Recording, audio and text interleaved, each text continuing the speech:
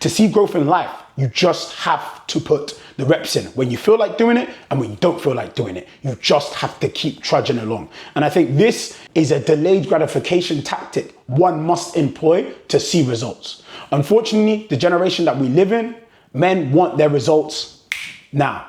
I am a victim of this. You could argue I'm part of that microwave generation, but as a microwave generation, it doesn't benefit us because for manhood, it requires a struggle. All right, this is Toye's Takes. On this channel, I discuss my takes and my ideas on faith, fitness, and manhood. And here I want to talk a little bit about manhood. You see, people ask me, why manhood? And I'm like, I hear you. It's a very touchy subject. It's a subject that I feel like has been butchered over the last couple years, and people have approached it from different angles. But what I hope to do here is give my takes from a Christ-centered perspective on what I think being a man is, and basically sharing my thoughts on this journey I've been on what it means to be a man. So some background. I grew up in a household where I was blessed to have a very strong father figure in my life. Shout out to Ibitoye Senior, Pops. He basically really instilled a desire for discipline, structure in that house, which has helped me even into my manhood as I am now.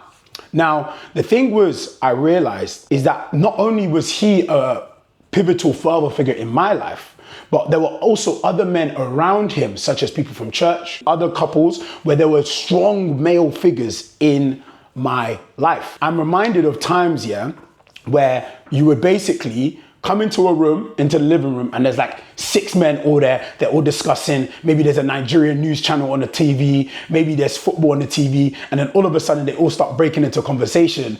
And you're now just there sitting, observing like, rah, this is how men communicate.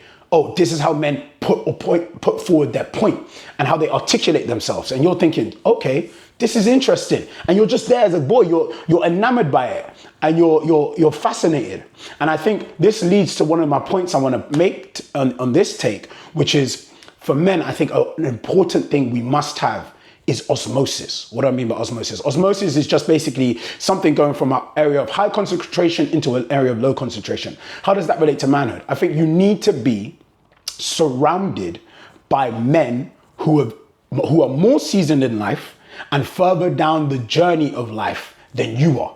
So you're able to pick up things in the way in which they communicate, in the way in which they view the world, in the way in which they provide for their family or protect for their family or lead their family. These are things that are important. You need to understand that, okay, when I'm around these men, what can I learn? You become a learner, you become a student of people who are further in life. So that requires an element of humility, which I think our generation, we might struggle with. Maybe men in general, we do kind of struggle with. But I think it's taking a step back and being like, what can I learn from these men in my life? And if I don't have men in my life, where can I go to get men that can speak life into me? But also I can just observe. I'm just there, I'm watching, I'm learning. That's the first thing. The second thing I would say is repetition. You see, as you can tell, I go to the gym. I love fitness. This is something I've always loved elements of sport, but specifically the gym. That came in October 2021 when I really started going consistently 3-4 times a week. It was part of my routine. And one thing I realized is you have to just get the reps in. To see growth in the gym, you just have to put the reps in. To see growth in life, you just have to put the reps in. When you feel like doing it and when you don't feel like doing it, you just have to keep trudging along. And I think this is a delayed gratification tactic one must employ to see results. Unfortunately, the generation that we live in, men want their results now. I am a victim of this. You could argue I'm part of that microwave generation, but as a microwave generation, it doesn't benefit us because for manhood, it requires a struggle. It requires a journey. This is why we love some of the stories we watch on TV or on films, because it shows the transition of a man who isn't skilled in something and then goes on this journey and he's trying to be skilled and eventually gets to a place of mastery. And as a result, now people look to him think, how did you get there? Thinking they can get there in a moment. No, it requires repetitions. And obviously, in repetitions will then come failure. Failure is my third point, which is, listen, my guy, you're going to fail in this life. It's not about you failing, because everyone fails in life. It's about how you respond to said failure. This is why in the Bible it talks about the righteous man. The righteous man falls 7 times but gets back up. You're gonna fail, but it's how you respond. And this path to success, you've probably heard it on many other podcasts before, is failure. But for me, it took a real kind of like awakening for me was when I was in the gym. And I would get under the barbell and I'm trying to bench and I fail. Okay, I failed today. I try again the same weight next week, I fail again. I try again the next week, I fail again. But in that process, you're learning, okay, I went too fast down when I was on my bench press. Maybe I need to slow it and be more controlled. Oh, I'm still not quite there yet. I need to strengthen my accessory muscles, such as my shoulders, such as my delts, so you then learn more about why you failed so that you can succeed. This is why failure is so important. And so as a man, it's important that you embrace failure so that you can eventually get to the success, the goal that you're trying to achieve. So these are the 3 things I've learned over these years. And obviously being in the home I was in, that environment was built for me to actually sustain these things. To add on to this, what I want to do is just share my story on how I then viewed myself as a man. You see, I think for a lot of men, they don't realize your perception of yourself is different from other people's perception of you, which is also different to the way God perceives you. 3 different things. The one that's true is the way God sees you. I believe there's an absolute whole truth in every single situation, but people have a subjective interpretation of this absolute truth. And obviously me being grounded in Christ, the way God sees me is the absolute truth. How aligned my subjective interpretation of how I see myself to that truth determines how successful I am in this life. Because the Lord can see you as a son of the Most High God, but you don't see yourself that way. And it plays out in the decisions you make, when you keep compromising on your values, when you keep doing things that you know you shouldn't do, because the way God sees you is not aligning with the way you're acting. I'll give an example of where my perception of myself and the way other people perceive me clashed. And then I was awakened to the realization that actually something's different here. So let's rewind the tape. I was 19 years old. I was at Loughborough University.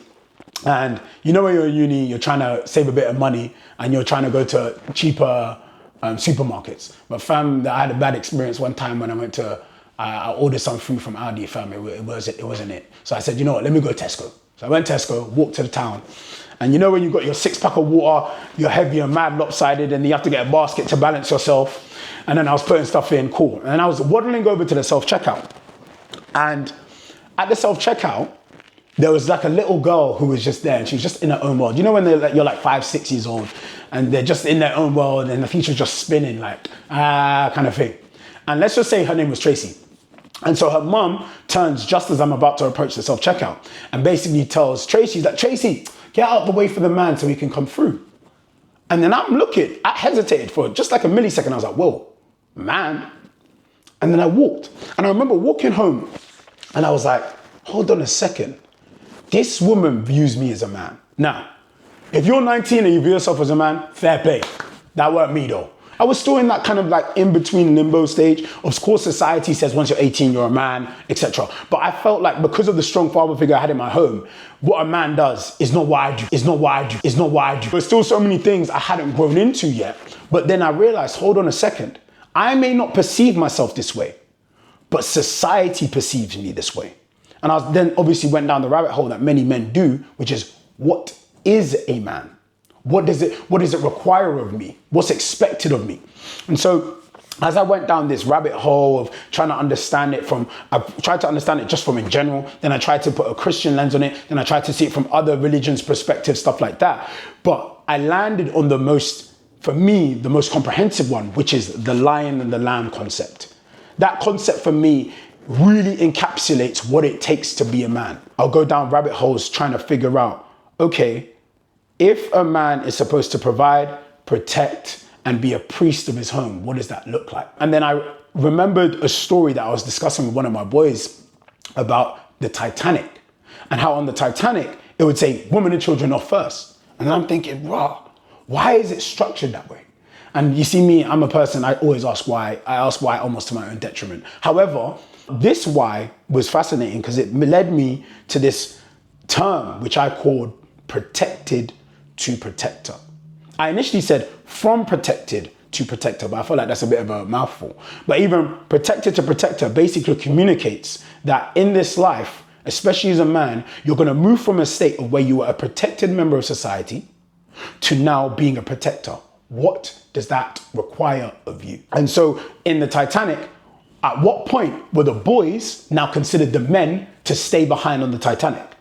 At what age or what mindset did you have to be at before you were no longer considered a child? And so all these questions came up to me and I was like, wow, this is incredible. And so as I was trying to dig into deeper what the attributes of being a man are, this is something that occurred to me. As a 6'2" black man in the UK, I realized me being considered a man may have come a bit earlier than other people, just from my physical presentation. When people meet me, I'm only 17, 18, 19. I'm already over 6 foot. I'm now considered a man. And in that means the characteristics that make you a man, which make you a protector, are the same characteristics that make you a threat. And so in me realizing this, I said, wow, this is why you have some men at parts of society who move into criminality, because those same attributes are the same attributes that the police come to arrest those criminals. You have to have the strength. You have to have the mental fortitude. You have to have all these resilient factors in you to be able to take down criminals. It's the same things the criminals are using to use their criminality. So for me, I started going down all these different rabbit holes and realizing, oh my goodness, manhood is on a spectrum of how tender one can be, but also how firm and strong one person can be. And it's knowing when to utilize it depending on the situation you're in. This is why I think to some degree, people say, why doesn't this person read the room? I think reading the room is so critical as a man. You come into a situation and sometimes just slow down. Like I've been very upbeat throughout this whole video, but other times you just have to keep it a bit lower. You lower your tone of voice so that the person can understand what it is you're trying to communicate. At other times, you have to be a bit more upbeat and you have to be a bit more firm and authoritative. But you have to be aware of these things. So, in general, I think for me, it's a case of understanding the nuance in situations. And so hopefully throughout this take, you guys will be able to understand my view on manhood, faith and fitness. And hopefully you guys to join me on this journey. God bless you.